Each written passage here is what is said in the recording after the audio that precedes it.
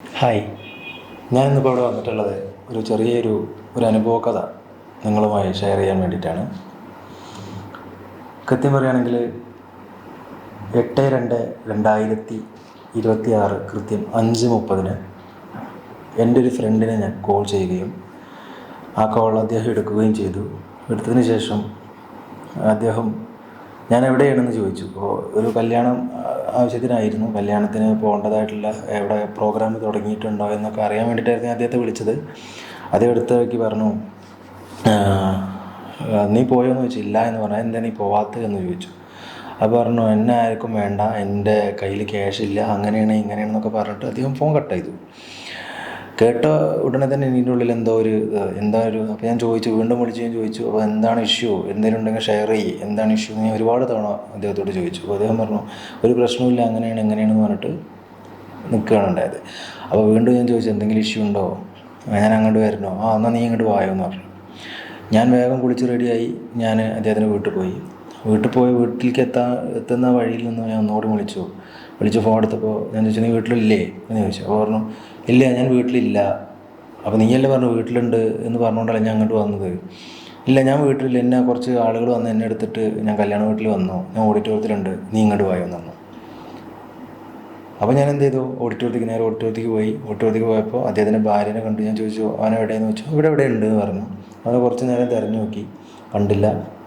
നേരെ ഞാൻ എന്ത് ചെയ്തു, വധൂവരന്മാരെ എടുത്ത് എൻ്റെ ഫ്രണ്ട്സുകളെ കൂട്ടിയിട്ട് പോയി ഫോട്ടോ എടുത്ത് കഴിഞ്ഞ് ഭക്ഷണം കഴിച്ച് വീണ്ടും വിളിച്ചു, എവിടെ നീ എന്ന് ചോദിച്ചു. അപ്പോൾ പറഞ്ഞു, എന്നോട് ഞാൻ വീട്ടിലാണെന്ന് പറഞ്ഞു. അപ്പോൾ ഞാൻ പറഞ്ഞു, നീ എന്താ എന്നെ കളിയാക്കുകയാണോ, ഞാൻ നിന്നെ കാണണമെന്ന് പറഞ്ഞതല്ലേ, എന്താണ് ഇഷ്യൂ എന്ന് പറ എന്ന് പറഞ്ഞു. അപ്പം പറഞ്ഞു, അങ്ങനെ പറഞ്ഞപ്പോൾ അവനെ ഹാർഷായി പറഞ്ഞപ്പോൾ പറഞ്ഞു, ഇല്ല, ഞാൻ വീട്ടിലല്ല, ഞാൻ ഇവിടെ പാർക്കിംഗ് സൈഡിലുണ്ട്, വാഹനമൊക്കെ പാർക്ക് ചെയ്യുന്നിടത്തുണ്ട് എന്ന് പറഞ്ഞു. എന്നാൽ ഞാൻ അങ്ങോട്ട് വരാമെന്ന് പറഞ്ഞു. അങ്ങോട്ട് പോയപ്പോൾ അവിടെ നിന്ന് വിളിച്ചപ്പോൾ അദ്ദേഹം പറഞ്ഞു, ഞാൻ അവിടെ ഇല്ല, ഞാൻ വൈഫിനെ കൊണ്ടാക്കാൻ വേണ്ടി വീട്ടിൽ പോയി എന്ന് പറഞ്ഞു. അപ്പോൾ ഓക്കെ. അപ്പോൾ ഞാൻ ചോദിച്ചു, നീ ഇങ്ങോട്ട് വരുമോ എന്ന് ചോദിച്ചു. പറഞ്ഞു, ഇല്ല, ഞാൻ ചിലപ്പോഴേ വരുള്ളൂ എന്ന്. ഓക്കെ. അപ്പോൾ അത് കേട്ടപ്പോൾ പിന്നെ എനിക്ക് മനസ്സിലായി, കാരണം എന്താ വെച്ചാൽ പിന്നെ വിളിച്ചിട്ട് കാര്യമില്ല. അപ്പോൾ ഞാൻ എന്ത് ചെയ്തു, കട്ട് ചെയ്തു, ഞാൻ എൻ്റെ വഴിക്ക് ഞാൻ പോയി. അത് കഴിഞ്ഞ് പിറ്റേ ദിവസം രാവിലെ ഞാൻ വിളിച്ചു, ഒരു 10 മണിയൊക്കെ ആയപ്പോൾ വിളിച്ചിട്ട് ചോദിച്ചു, ഇന്നലെ നടന്നത് എന്തെങ്കിലും നിനക്ക് ഓർമ്മ ഉണ്ടോ, ഞാൻ ഇന്നെ വിളിച്ചിട്ടുണ്ടായിരുന്നു എന്നുള്ള സന്ദർഭമൊക്കെ പറഞ്ഞു കൊടുത്തപ്പോൾ എനിക്ക് ഓർമ്മയില്ല, ചെറിയ രീതിയിലൊക്കെ ഓർമ്മ ഉണ്ട് എന്നുള്ള രീതിയിലാണ്. അപ്പോൾ ഞാൻ ചോദിച്ചു, നിനക്ക് ആക്ച്വലി എന്താ സംഭവിച്ചതെന്ന് ചോദിച്ചു.